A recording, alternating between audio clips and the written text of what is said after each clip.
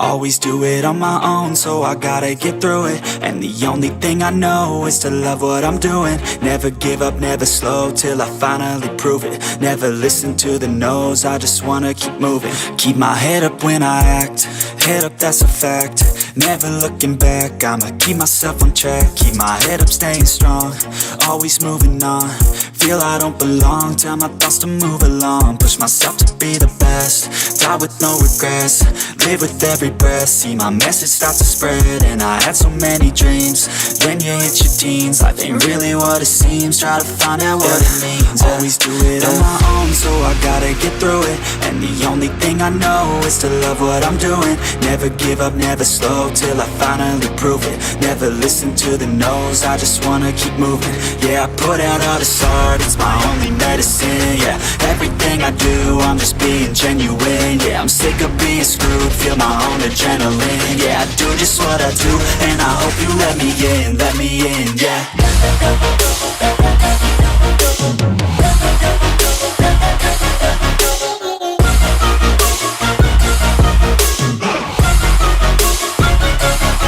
I'm grateful, oh yeah, able, oh yeah, I'm stable, oh yeah, no label, oh yeah, you know me, I have only a path, I'm lonely, but damn, I'm going to win. I don't want no fake love, I want the real stuff. Everybody listen up, cause I'll only say it once. I'm gonna show you all the path, if you want it bad. I'm gonna show you where it's at, yeah, how you can get it back. Yeah, cause I ain't never done, I'll be number one. Working hella hard until I get just what I want, yeah. Rises like the sun, yeah, fatal like a gun. Shooter's gonna shoot and I'm gonna shoot until I won, yeah. Always do it on my own, so I gotta get through it. And the only thing I know is to love what I'm doing. Never give up, never slow, till I finally prove it. Never listen to the no's, I just wanna keep moving. Yeah, I put out all this art, it's my only medicine. Yeah, everything I do, I'm just being genuine. Yeah, I'm sick of being screwed, feel my own adrenaline. Yeah, I do just what I do, and I hope you let me in, yeah.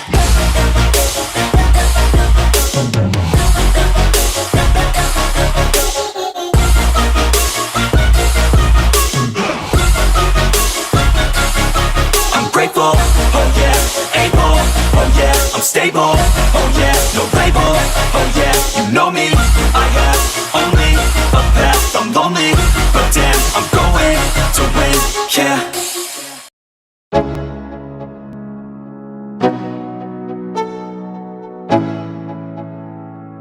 Let's go, yo. I'm like an addict, do I gotta have it. I ain't even playing, got a really bad habit. If it moves, gotta grab it, fuse like a magnet. Lose, won't have it till I'm doomed in a casket. I ain't playing, got a weird. Hey everyone, good evening. Welcome to Conquering Life and Cancer. Terry, can you confirm that my microphone is now working? Your microphone is now working, Danny. Okay, it's an ongoing issue on my shows, you know. I just have too many choices for microphones. I think I have 4 or 5 different ones. They have different effects. It's the same mic, but with different effects. So I just too damn fancy for my own good. Terry, you ready for a curveball tonight, brother? I'm looking forward to it. I think this is going to be a lot of fun. Hopefully we'll make some people understand what you're going through, and we'll educate a few folks. I prefer the term what we're going through. Because, I mean, I want to see us all as a community here. I'm not nitpicking at all. And first of all, I'm so glad to have you publicly in front of me, so that from the bottom of my heart, I can thank you for being there with me through this. Because, as you know, Terry was a guest on the Afib Show because I was really attracted to his positive message. And the fact I used to say, you know, I'm grateful to have AFib. I could have something like cancer because I don't know how to overcome that. So here we are. I mean, careful how you tempt fate, right? Right. So Terry I sent you an email maybe 10 minutes after I got the CAT scan results, giving me the news. And that was late at night. First thing in the morning, you're like, oh shit, phone me, brother. And we got on the phone, and I got to say, Terry, you said exactly what I needed to hear in that moment. I don't have a clear memory of it, unfortunately, because the tumor was still in my head. But I remember it gave me the strength to get through the next 2 days and to get to the surgery. Between you and my actual brother, it gave me the wind I needed just to suck it up and go for the craniotomy. And I went into the craniotomy with faith rather than fear. So I am so pleased to be able to have you on the channel, and thank you for that right now. I see some comments coming in. Hey, Sinatra Frankenstein, welcome. Welcome. I see you in the comments of my video a lot. You can't forget the name, right? Sinatra Frankenstein. Is that from this movie Mystery Men? I don't know. No, that was Casanova Frankenstein. That was the best superhero movie ever, Mystery Men. If you ever get to see it, it's a real spoof. Is it? Okay. Yeah, it's really good. I've seen it. Ben Stiller just does his best movie ever, I think. So, okay, ready? Here's your curveball, Terry. I'm going to ask you a question I bet nobody ever asks you. What's your favorite thing about having cancer? It's made me a better human being. That's a good thing. I think two things. One, I don't really think you know yourself in life until you've been tested by some form of adversity. And certainly I've had adversity prior to this, but this was probably the biggest thing that's ever happened to me. And secondly, I really do believe cancer has made me a better human being. I was a college athlete. I was a police officer. I was on a SWAT team.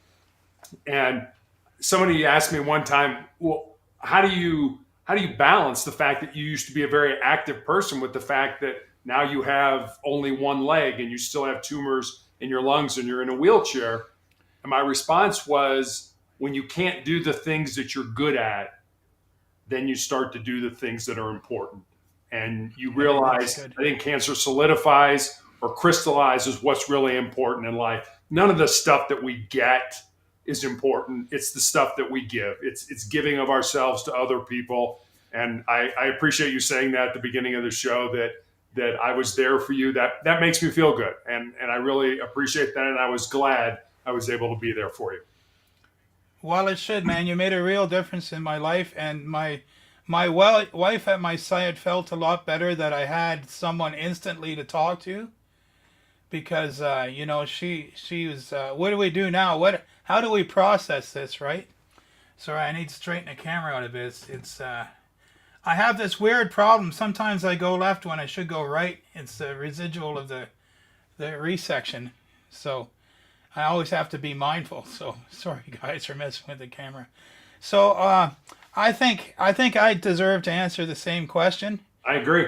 I have a sort of a secret guilty answer, is that I get away with a lot of shit by saying brain cancer. I was at the gym yesterday. I knocked some guy's protein shake right off the bench, and he turned around ready to kill me.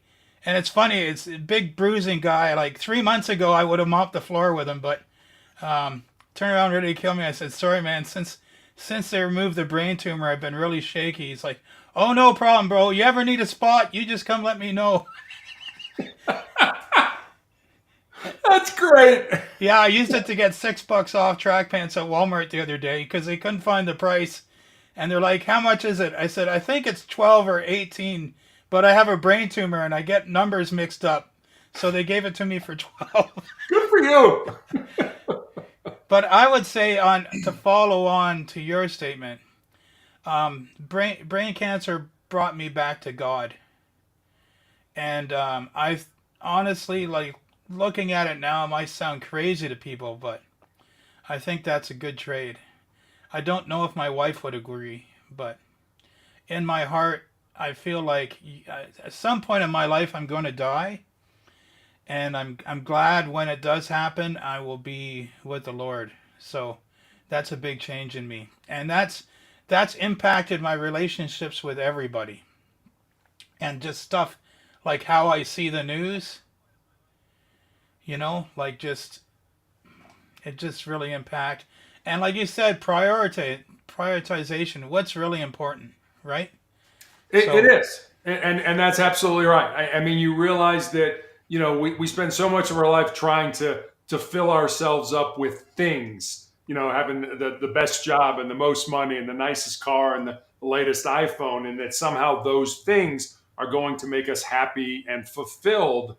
And what I found is that it doesn't. It's not what you get, it's what you give. So your life really should be to empty yourself out. I want to die empty, where I've given everything that I have, all the gifts that God has given me, and I've given those to my family, my friends, my community, in a way that is almost a legacy that we will live on in the lives that we've touched. People have asked me, how do you want to be remembered?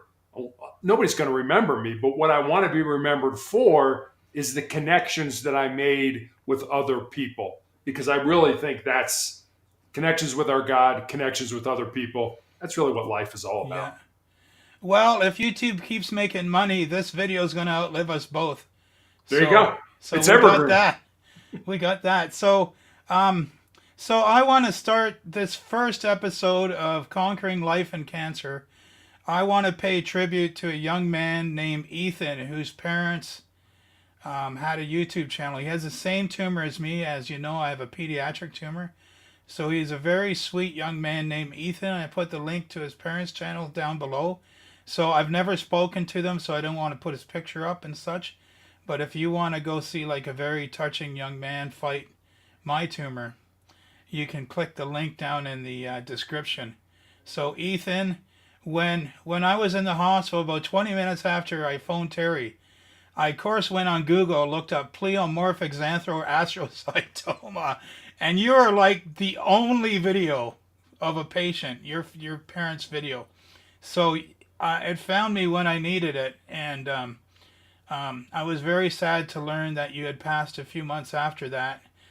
But your battle had gone on a long time, and you're a true warrior, and it's given me hope that I can walk in your footsteps and have a long, drawn-out battle, giving my all like you did, young man. So, Ethan, I include you in my prayers tonight. Thank you to your parents for sharing your story on YouTube. That's bravery, man.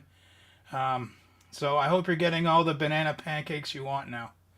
Okay, thanks. Everyone go check out Ethan's story. The channel's down below. It's really heartwarming kid and such a brave family. So, Terry, I'd like, because a lot of this is recent for me, not so recent for you. So we're getting two perspectives here. One thing me and my wife differed on when we got the diagnosis. I mean, right from the very moment the doctor came into the waiting room and said, "We've discovered a brain tumor." I mean, I jumped right through 3 stages to the 3rd stage of grief. And she stayed at the denial, and I don't think she mind me saying that. So everyone processes that differently, right? And I think it's because I watched my dad die of cancer, so I guess I had more insight into what's coming. But how was it with you and in your world? It's gone back a while now. It has. It was 2012, and I have a very rare form of melanoma, and most people think of melanoma as too much exposure to the sun, and it affects the melon, the pigment in our skin. And mine has nothing to do with that. Mine is a rare form that appears on the bottom of the feet or the palms of the hands. And So we're outside of the sun. yeah, absolutely. That's interesting. I used to joke with my doctor. I don't ever remember as a kid laying out, getting some sun with my feet up in the air, Too getting many the bottom of handstands. my feet tan and stuff like that. But so I have this incredibly rare form, and the news was delivered to me by a friend. I had a callus break open on the bottom of my foot, and I went to see a podiatrist, a foot doctor friend of mine, and he took an X-ray and said, "I think you have a cyst in there, and I can cut it out." And he did. And he showed it to me. It was just a little gelatin sac with some white fat in it, no dark spots, no blood, nothing that gave either one of us concern. But he sent it off to pathology. And then 2 weeks later, I get that call that, just like you got that news in the waiting room, that I have this incredibly rare form of cancer. Hold on, where were you when you took the call? I had a school security consulting business, and I was literally in the parking lot of a Kinko's sending a report that I had done up for a school off to that particular school, and I was So walking in your through mind, this was done and gone. You'd forgotten all about it. totally, Yeah. totally, Okay. totally forgotten about it. I jump in the car. We were living in Houston, Texas at the time, and I'm like, okay, I'm going to put the air conditioning on. I'm like, this is going to be a quick call. And like I said, he was a friend of mine. And the more difficulty he was having explaining to me what was going on, the more frightened I was becoming, until finally he just laid it out for me. He said, Terry, I've been a doctor for 25 years, and I have never seen the form of cancer that you have. And he described, it's called acrolitiginous melanoma. And he was like, Holy shit, we're like the Rare Brothers. we are. Between us, you need to between go to us, what are MD. the odds? Between us, what are the odds? I know.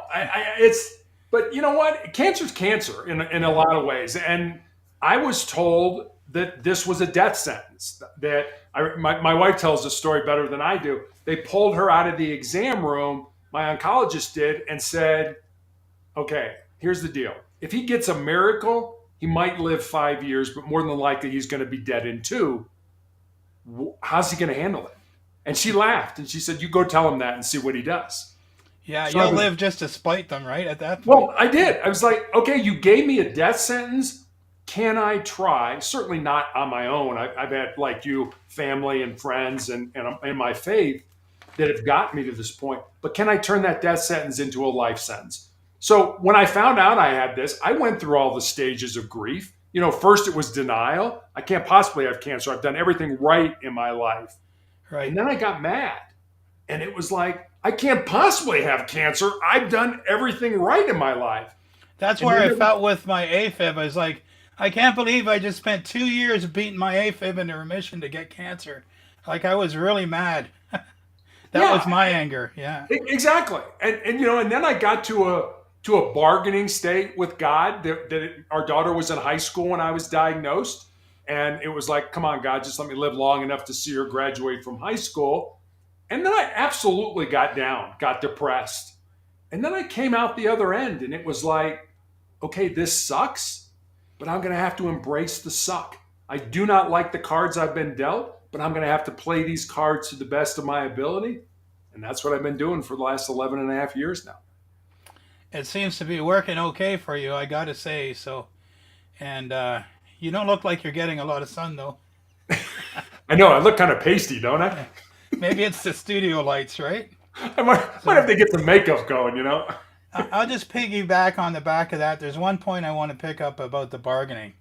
Because this is, out of all, let's say, since my diagnosis,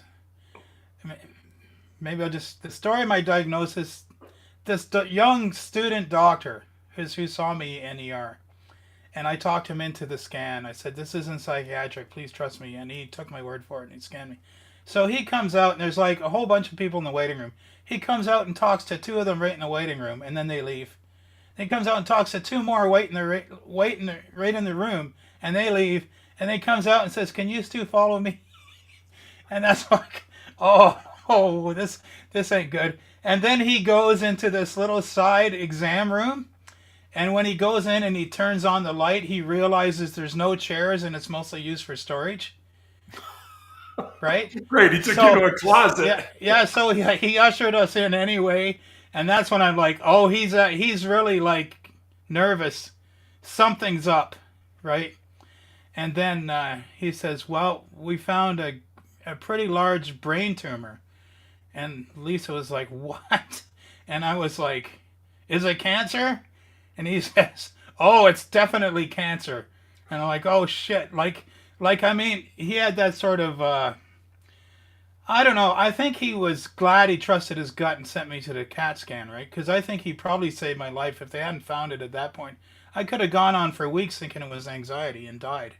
Right. So I'm grateful to him. He did the best he could. He's just a resident. So right. I actually said, gee, Doc, sorry I ruined your night. My wife still brings that up. But for me, the bargaining was, okay, I'll take the cancer. It just can't be this year. In 2 years from now, I would have, done my powerlifting again. My channels would be launched, and like I'd have all this shit done. Everything was on track for 2 years from now. I had just started my 2 year plan. And so I was like, no, just, it can't be now. It can be in 2 years. Is that okay? Can we do that? But that's not in the cards. You don't get to pick. And if one thing that I struggle with now is I feel like I'm a passenger in my own body. I don't have a say in where I'm going or how long the trip's going to take. And no one can even guess. My GPS is turned off. The doctors won't guess because of the rarity of my tumor. So that's its own kind of acceptance there. That's the hardest acceptance for my wife and I both. We have both stumbled on that still, not having a prognosis. I'd rather they say you have a year and then I can prove them wrong, honestly. Like, but that's the thing about doctors. You know, doctors are like gamblers. They look at you and say, okay, for a man your age, in your health condition, with your stage of cancer, we predict you will live X number of years. But what the doctors don't know, they don't know your heart. They don't know your mind. They don't know your soul. They don't know that you want to see your son graduate from high school or your daughter walk down the aisle or you want to see your grandkids. They don't know those things. And those things are incredibly powerful. Your mind rules your body. And if you can find a reason, if you can will yourself to live, it's amazing how much further down the road you can go than all those people who are like, well, okay, doctor said 2 years. And I'll tell you, Danny, I've seen so many people where whatever that number was, 2 years, 4 years, 5 years, whatever, when that hits, they die. It's like, why are you giving? Yeah, because you've sort of set them up for it in a way. You have, right? So maybe I got to look at it as a blessing. Yeah, you have no idea. It could be tomorrow. It could be 10 years from now. You have no idea. It's just that I'm a competitive guy. I'd rather see the finish line and blow past it than, so, but like we don't get a say in this kind of stuff. So,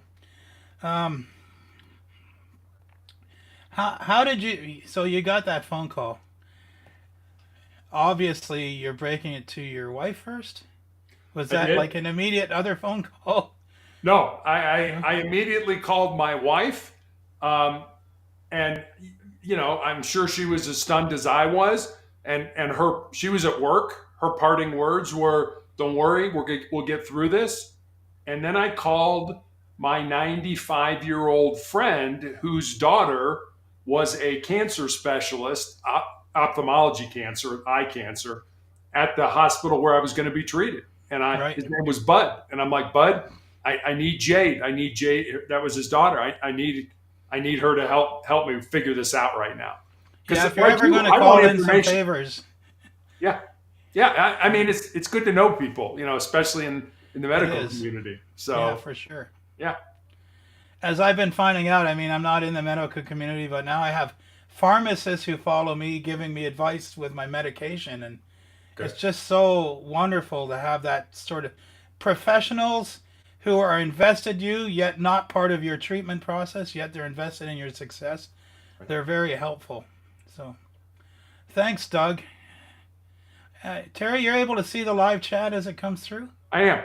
Okay, that's great. That's new since you last joined me, so I really like that feature. You're a technological whiz there, Danny. I mean, Well, I just pay the bill. They do all the work for me. So, yeah. This is where your donations go, for folks. So anyone who supports the channel, this is where it goes, is the studio, most of it, and the mailing list support. There's Cancer MedRx, one of those pharmacists I was just discussing with. We're going to work on a collab soon. Cancer MedRx has a great channel starting out. Support him, please. He's giving cancer patients advice. He's a pharmacist. And we just talked about how my benefits denied me coverage on my cancer drugs, and how this is actually a common thing. So I was quite shocked because my wife's a teacher. We supposedly have the best benefits you can get. So I thought these things would get rubber stamped. But it turns out my temozolomide is only approved for certain tumors. And did I mention how fucking rare my tumor is? So do you think it's on that list? So of course they were happy to turn me down for the $6,700 a month bill for the temozolomide. Fortunately, there's a government program that's covering about, let's say, 70%, and the drug company is going to cover the rest. Oh, good. So that's a relief. At least I hope they are. It looks like they will. So so they're not all evil, folks. They're not all evil. They No, they they do want their patients to get well. So well, and I'll pick up on that for a minute and say, like I said, when I was diagnosed, 2 years, we have no treatment for you other than surgery. If your tumor pops up somewhere where we can cut it out, we'll do that. But other than that, we have no drugs, we have no treatment modalities to help you.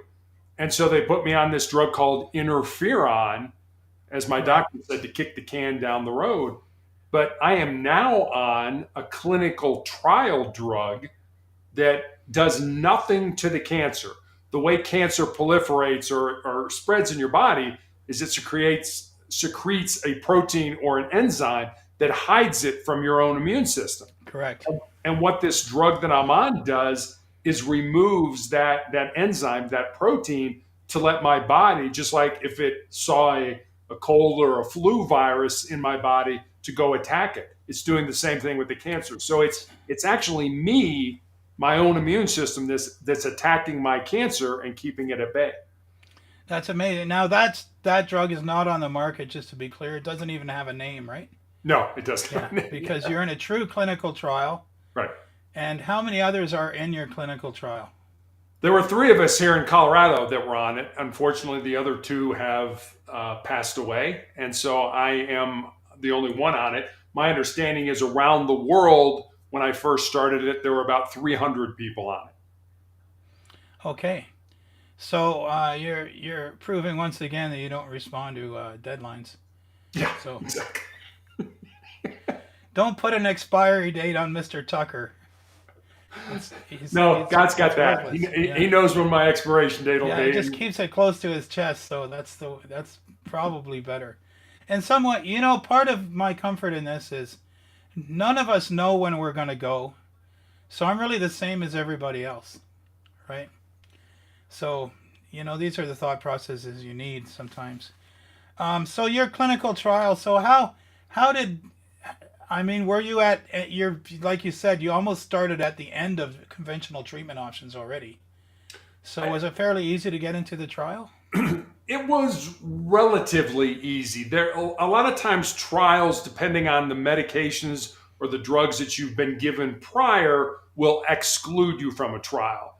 And Right. so I just happened to be in a position where I had chemotherapy, and my doctor's like, "Hey, this trial has opened up. I want to put you in it." And it was literally, I have no idea how that you're going to react to this. Have no idea what's going to happen, but let's try it. And I was, talked to my wife and daughter. Okay, sure, let's go forward with it. And I will never forget the first day that I was given this medication. I had a horrible reaction. I started to shake very violently, like, kind of if you had the chills, but multiply it by 10. I started to vomit. I was nauseous. Had a headache. I had a fever. I had all this stuff. And everybody was like, oh my God, we've got to do something. And the thing about my reactions are, you just got to let them ride. You just got to ride them out. They'll stop. They eventually. sound like immune system reactions, though, which maybe that's what you're after. Yeah, it's a cytokine reaction. That's exactly what you want. Yeah. I don't like it, but I know when it happens, But it's it can be working for my dangerous. body. A cytokine storm can be quite dangerous. So It can. yeah. Yes. But the doctor was in. I had about 5 nurses in the room with me. It was like, and you're, you kind of feel like everybody's staring at you. It's like, okay, what should we do? It's like, don't do anything. Just let's see what happens. Maybe that initial burst of immune system is what gave you the edge in the long run. Yeah, that's what the interferon did for me. The interferon reactions were that I had severe flu-like symptoms for 2 to 3 days every week after I took those injections. That was the first drug my doctor put me on. And I took those weekly injections for 5 years. So imagine having the flu every week. And I'm not talking about, I just don't feel good. I'm talking about vomiting, diarrhea, headaches, aches, chills, all that stuff for 3 days every week for 5 years. And as I said, I'm feeling a lot better about my chemo. Keep talking. yeah, that was, but that I mean, wasn't. I just have shaky hands and I yawn a lot. Yeah, that's So okay. it's quite tolerable when once I listen to you, I'm feeling better all the time. You can always count on you to pick up my mood. Thanks, bro. There you go. Yeah. Yeah. So when you join a clinical trial, of course, I imagine there's disclaimers you have to sign. And what do they give you any kind of weird rules that you weren't expecting? I mean, they do. I had to have scans before. I had to have a brain MRI. I had to have a whole body CAT scan. Just to make sure that the tumors were not anywhere else. There's all kinds of paperwork. I will never forget when I first started this. So it's been 3 years now. So I was 60 years old. My wife and I are the same age, and they're like the woman was going over the paperwork, and she said, "Okay, now you can't have children." I said, "Okay, I think we're good with that." And she's like, "Are you sure? You sure you don't want to talk to your wife about it?" I said, "If my wife is having a child, either she's having an affair or there's a star rising in the east and wise men are coming from on far." So I said, "We're 60 years old." Okay, I just got my YouTube short out of that. Yeah. It's like, no, but I mean, she kept harping the point about children. I'm like, our daughter's an adult. We're good. We're good with the children thing and stuff like that. And then, yeah, you can't take certain medications. I have access to an oncology pharmacist, and I'll give you an example. I read an article where DHA, which is a fatty fish oil that's supposed to be really good for your heart, was being experimented in Portugal. And these two doctors found that DHA, when picked up in cancer cells, acts like a Trojan horse and kills them. So I'm reading this article. I'm like, oh, super. So I pick up the phone, and you can get it over the counter. You don't need a prescription for it. Yeah. And so I called my oncology pharmacist and I said, "Hey, read this article. Here's the article. I want to start taking DHA. Are you okay with that? Because I've got to get approval for these things if I want to take them." And she said, "Well, hang on. Let me research. I'll get back to you." She said, "The drug company says you can take it. However, we don't want you to take it because you're already on a blood thinner for a blood clot I had in my lung because of the interferon therapy. And DHA causes your blood to thin even more, so you'd be more susceptible to bleeding." Right. Okay, I can understand that. That makes sense to me. And so I didn't take it. But it's things like that where I find things that I want to take that might help me, where I have to check in with the pharmacist or my study coordinator and say, "Can I do this?" just so I don't mess up the test results. Yeah, I'm on the supplement search too. You find a YouTube video and hey, this has a lot of promising outcomes for cancer, and then I'll go cross-reference it with, let's say, vitamin C. Yeah. I'll just take that as a random example, and then you find out that it actually, because it's an antioxidant, might make my radiation less effective. Right. Then why am I doing radiation and taking vitamin C together? So put away the vitamin C for 6 weeks now. Right. So you really do have to, you can't just start going on turmeric and shit willy-nilly. You really have to look into this stuff. I'm sure Cancer Med will back me up on this whenever we collaborate, but you can't just go and, you really do have to let your medical team know, this is what I want to try. Like, I spoke to them about my diet right away. I was actually relieved that they thought I was wasting my time, but they didn't have an opinion. My fear was they would have a reason not to. Right? Yeah. So. Well, and one of the diagnostic tools my doctor used to use was called a PET scan. Don't ask me what PET stands for. It's an acronym. It's kind of like what your cancer is. It's like 8,000 letters long. Yeah. And the way a PET scan works is they inject you with radioactive sugar, right, with the idea being that cancer cells have a higher metabolism than most of your other cells in your body. They will pick up that sugar. Yeah. And they will, that's what you see, that will glow. Well, I didn't think it took a brain, sorry, I almost said a brain scientist. So okay. I don't think I know a few, they won't be offended. Yeah. I was like, okay, maybe I should cut as much sugar out of my diet as I possibly can, go more keto. And so my wife and I do that. We try to, I don't eat breads. I don't eat desserts. I try to stay more keto. I mean, but let's face it, most of what we eat that we buy at the grocery store is it's got sugar in it in some kind. But I've really tried to reduce my sugar intake based on that test that I used to take for my doctor. Yeah, I mean, with my keto diet, I was hardcore, man. I was weighing everything and making it all from scratch because I figure out I'm at home, I have the time, so now's the time to invest. Right. And so I also started investing in researching. And of course, I've come to my own conclusions that differ from, I'll call it the Twitter opinion. Um, but I found a lot of research that if you starve cancer of one nutrient, it switches. And that's why a lot of drugs fail because they actually target nutrients or pathways that your version of cancer is using, and then your cancer just a few cells die, and the cells that are using alternative nutrients now become the ones that take over. Hmm. So I mean, cancer when it comes to illness, I am learning is the apex predator. Yeah. Cancer cells are immortal. They do not die a natural death. You're probably not likely to starve them. So that's the let's know the demon and we're up against, I would say. So that's what switched me off keto into caloric restriction. Sorry, I feel my medication hitting me now. I'm blurring my words. Well, it's hitting me very bad, eh? I'm gonna call my wife down. Okay. Lisa! Lisa!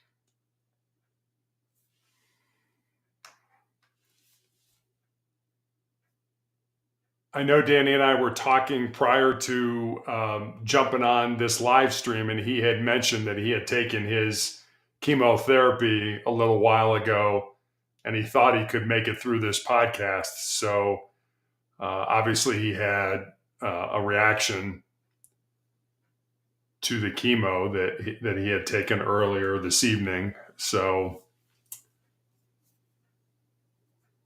I know he's had these reactions before. He's told me he slurs his speech and kind of gets cramps in his muscles and things like that. So this is something that it's not a new symptom from what he's told me.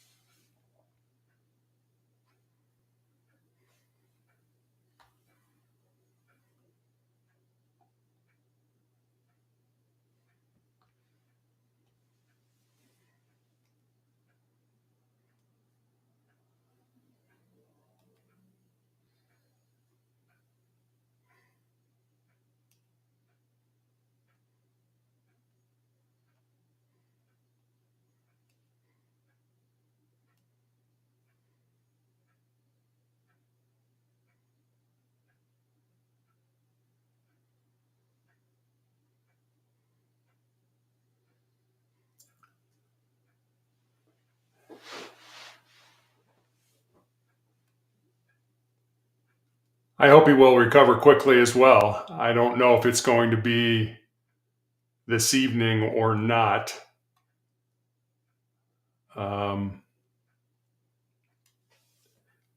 I just texted him to see if he's okay. I haven't heard anything.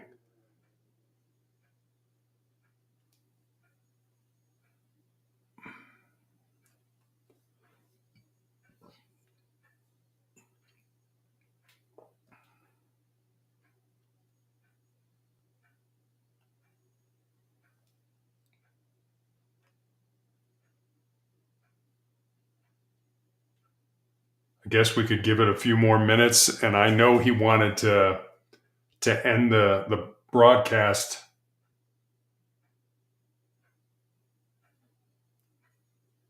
with a prayer that he had sent me. Yeah, it was. I mean, when you have those reactions, they're kind of scary.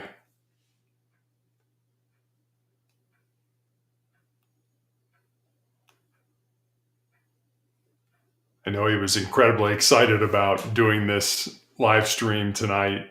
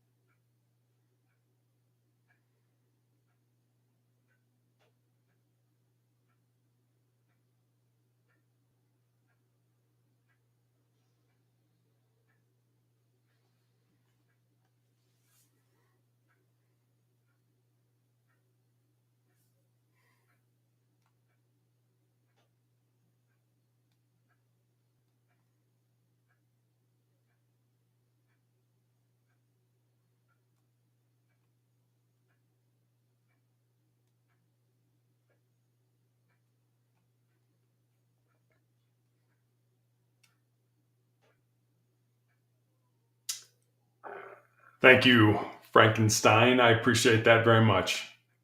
We absolutely should pray for Danny.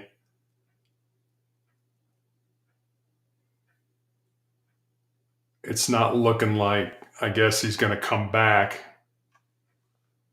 Let me see if I can find this prayer, and maybe we can say the prayer for him.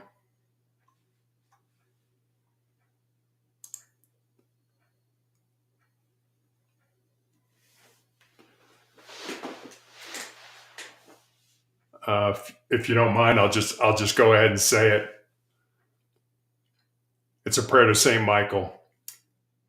Saint Michael the Archangel, please assist us to serve the Lord our God and guide us to do so in our battle against cancer. Be our shield against the trials and uncertainties of this illness. We seek your strength and God's grace in this time of need and humbly ask for healing and comfort.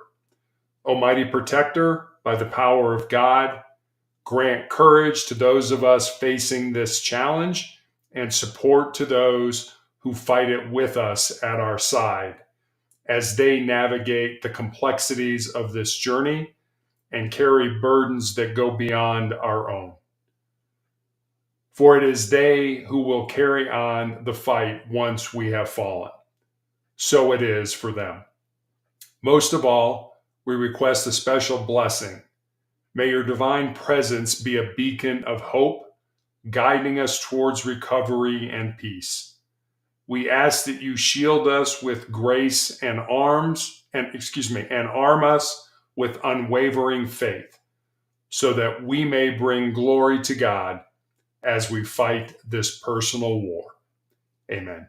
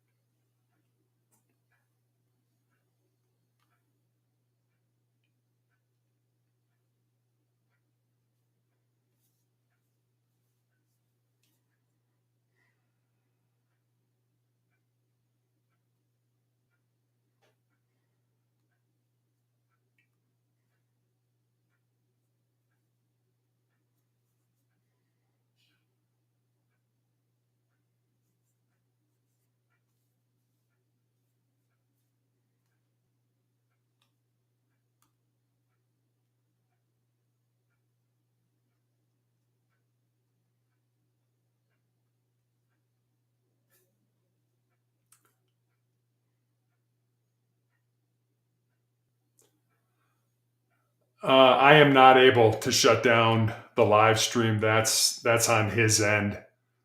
But it seems like it's probably a good idea that we do shut it down. I don't really have much else to say. I think most of the questions that he had for me, which he already sent me prior to this, he asked. So I just wish I could have gotten a little bit more of what he's going through as well. So I think it makes sense to shut this down on our end. And I'm sure he'll probably want to do another one and pick up where he left off. So thank you all very much for being here this evening. I hope you have a great week to come. And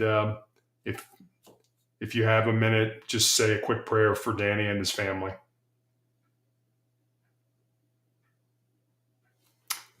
You all have a good night.